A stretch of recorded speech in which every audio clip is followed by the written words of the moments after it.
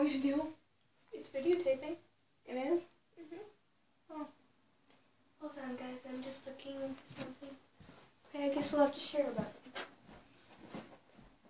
Hey, it's Megan Arkell here with my friend Cassidy Sparling. And in case you can't tell, I have 3 YouTube video channels, and this is mine. The one that we're doing is my one talking about Jesus.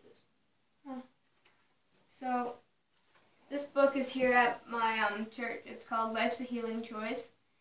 And it's a small group study and small group. So, Introduction. I'm going to start reading. We're going to read one thing each, like you're going to read starting down here, okay? Okay, so, I'm so excited that you have chosen to be a part of Life's Healing Choices small group study. Before you begin, I would like to share with you purpose of Life's Healing Choices small group study, the small group guidelines, and the covenant that has been put in place to ensure your safety and as you share. Okay. Life's Healing Choices small group purpose statement. Life's Healing, whatever, you shouldn't read the introduction. Okay. What? Okay, that was the introduction. Don't read it. Okay.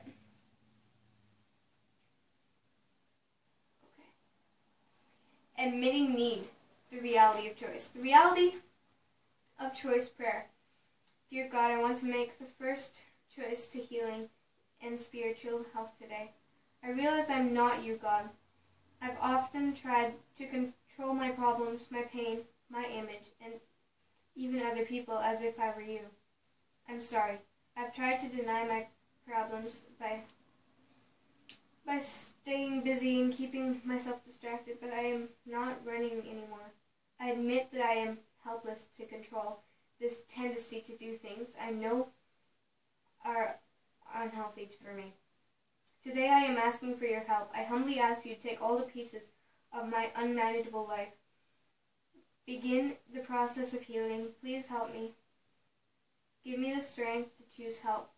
Help me stick with the process of the next 7 choices. In your name I pray. Amen.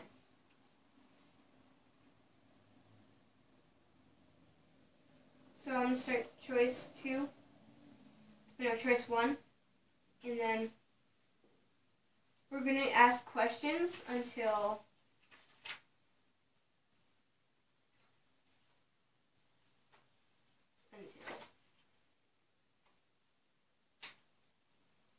this one, okay?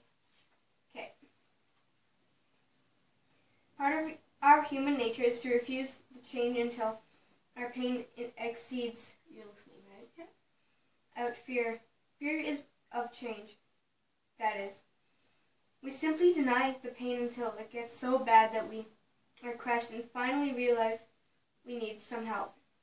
Why don't we save ourselves a bit of misery and admit now that we're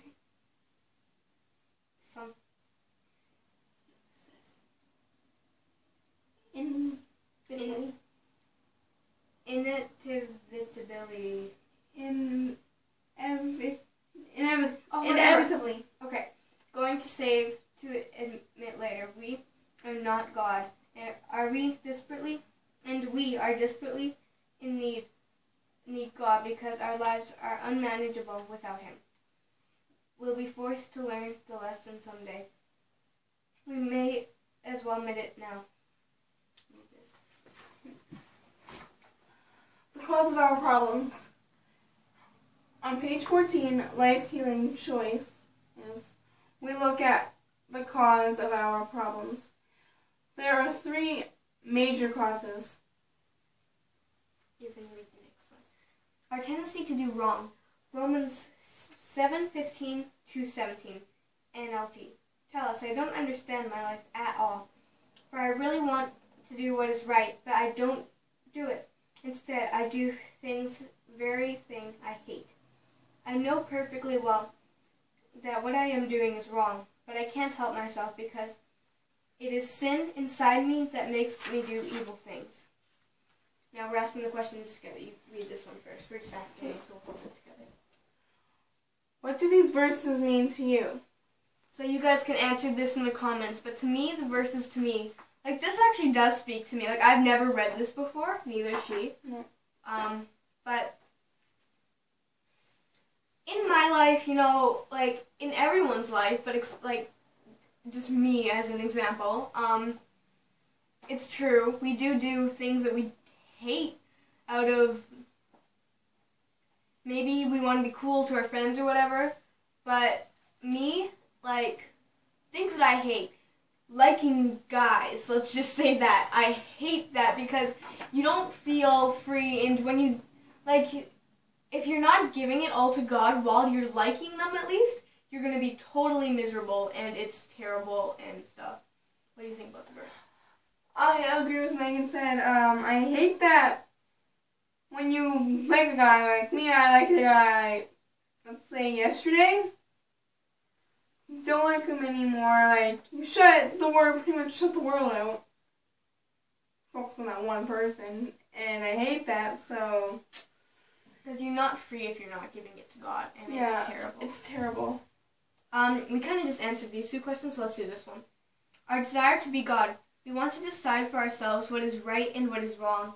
In essence, we want to be God, but there is nothing new. Trying to be God is humankind's oldest problem. Read Genesis chapter 3 if you want to go to the Bible and stuff. Okay, Why do we continue making poor choices? So if you want, you can answer that in the comments or just to yourself. What I think is because Satan wants us. He wants us to stray from God. He wants us to do terrible things so that he can win us over. But, like, as a teenager, he has tempted me a lot, and since I went to Garden Lake, I do everything I possibly can not to, because God is in my life completely now, and I do not want to stray from him. So the reason we make poor choices is because Satan tempts us, and he'll do everything he can possibly to get us strayed away from God, but you have to do everything in your power not to let that happen. Pray to God if you are making poor choices, and it's better that way. What's your answer?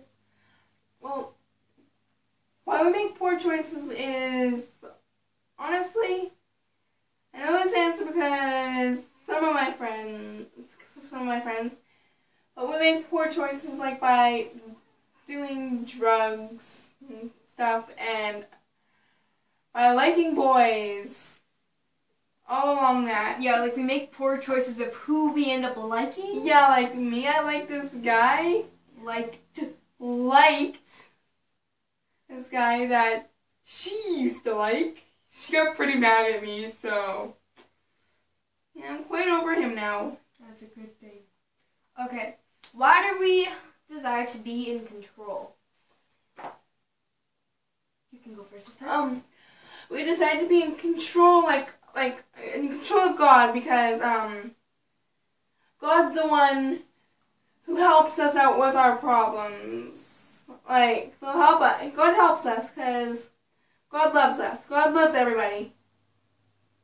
Except he doesn't love Satan, because Satan's mean. Well, do you know the story of Satan? No, I don't. Satan's actually an angel. Really? Yes, but then he betrayed God. He wanted to be God, so he wanted to overrule God, and he was kicked out of heaven. Did you finish what you were saying? Yeah. Okay, so read this. I have to answer it. I did. Oh, wait, no, I didn't. Okay, I think we desire to be controlled because if we aren't in control, sometimes we kind of feel like we're not there, because other people are in control, and sometimes they won't, like, include us, and then we'll be like, I don't want to be in control, dude. I want to be bossing people around. But also, if you follow orders and stuff, you'll find that it's like, a lot less stressful. Unless you just, like in work, if you don't follow what you're supposed to do, it's just like you're going to get so far behind in work, so far behind, and then it's like terrible. And then if you're the teacher, you don't really have to do as much work, yet you still do work. But, yeah. Okay. Our attempts to play God.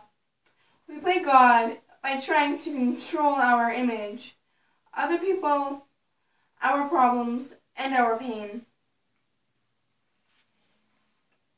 List some ways we try to control our image.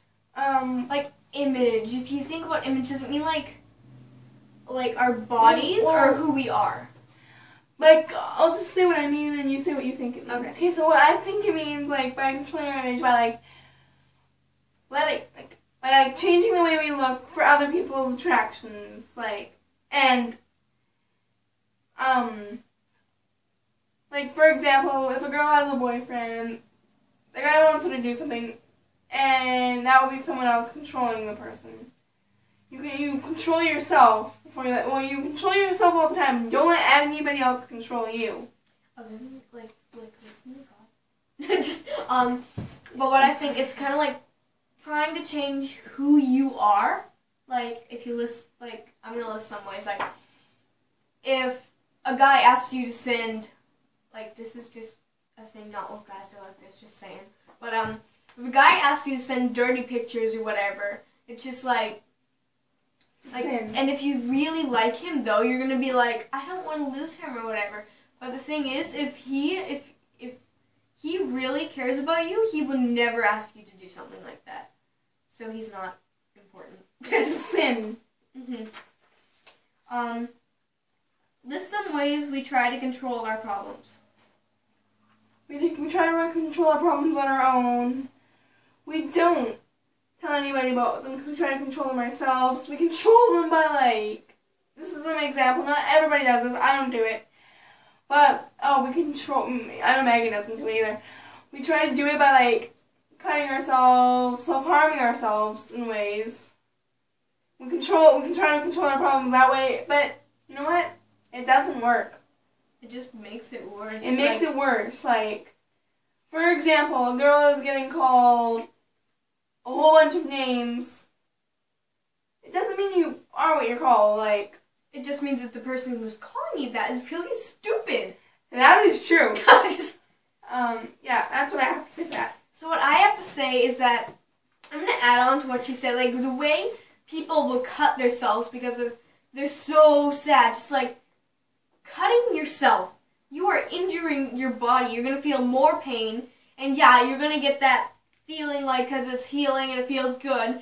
But then you're going to get these scars and it's like terrible. Scars don't go away. And then people, okay guys, if you're listening to me right now and you are thinking about suicide, don't you dare kill yourself. Because killing yourself does not get rid of the pain. It gives it to someone else.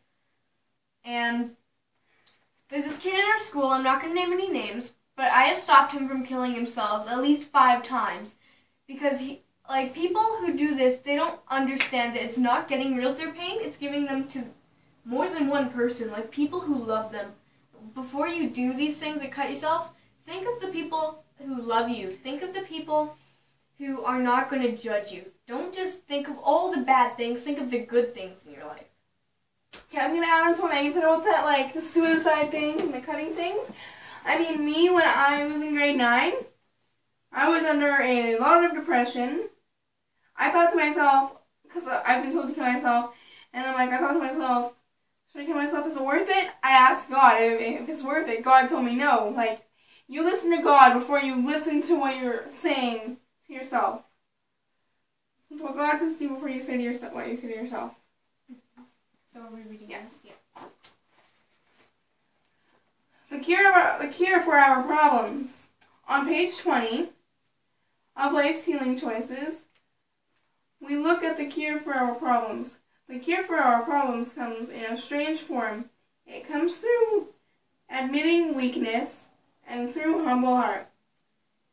The beatitude for choice 1 is, happy are those who they are spiritually poor. Matthew 5:3 TEV.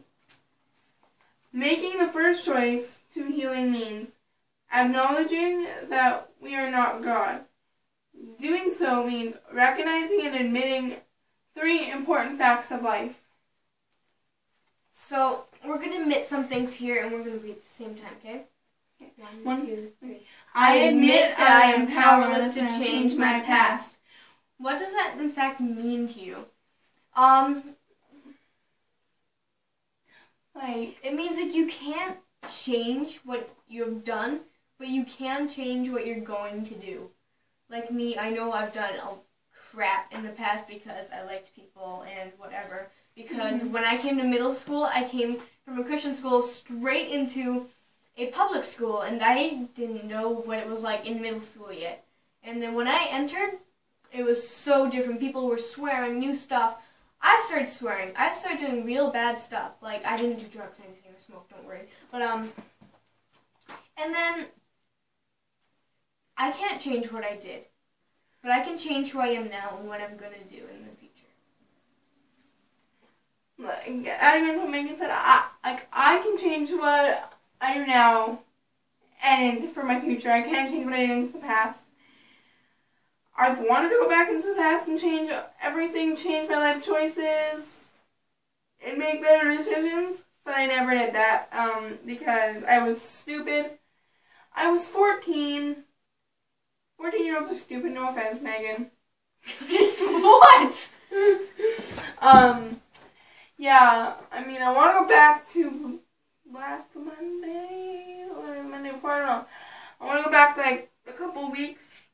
3 weeks. I want to go back to the 30th when I first met Megan because I want to go back so I would never throw my phone at my brother. She broke her phone. I'm throwing it at my 12-year-old brother. Okay, now we can do this. 12-year-olds are stupid. I admit I am powerless to control other people. So I'm going to read that over in case you didn't say that. I admit I am powerless to control other people. What does that mean to you? It means that you can't tell someone what to do. It's their choice. Like how God gives us the choice to love Him and believe in Him or to go to hell.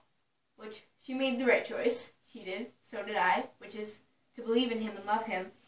And like you can't control other people. Like God doesn't control us.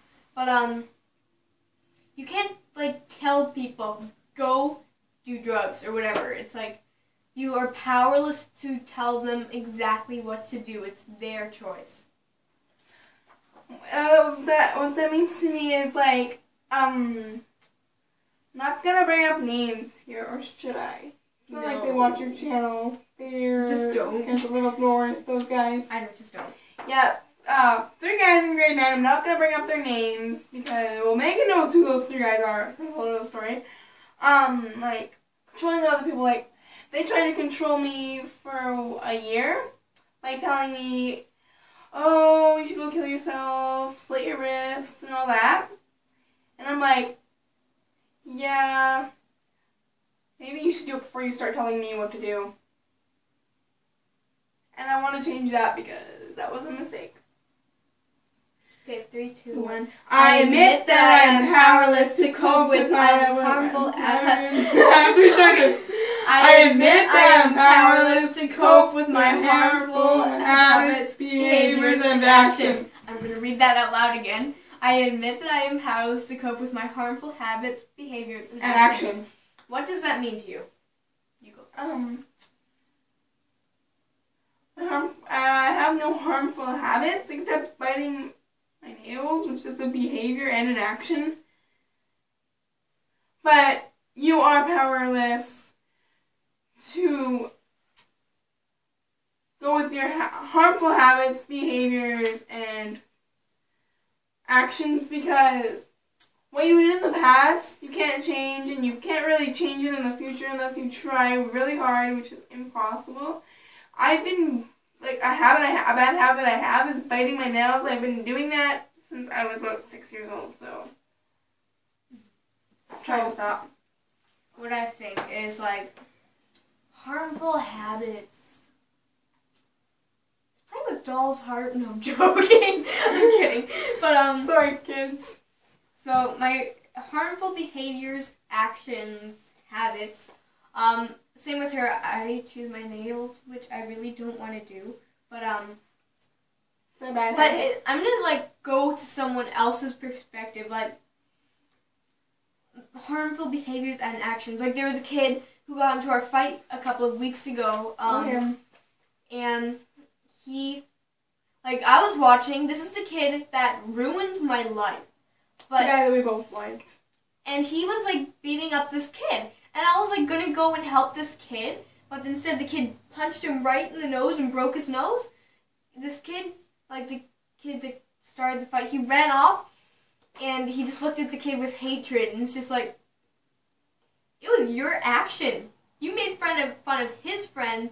It's not his fault. Your nose is broken. Yeah, that was the guy we both liked. Yeah, and he can't change what he did, and he can't cope with what he did to that other kid. He can't change what he did. But he can, if he wanted to, he could go and apologize to that kid right now. But knowing that guy, he won't. No. But So I can't believe I liked him. Mm-hmm. But that was the last thing for today. So next week we'll be back probably. I don't know. I might come in. Yeah, I'm going to come next week because I like doing stuff. Thank you for watching. Make sure you like and subscribe and think about what we said today, and see you.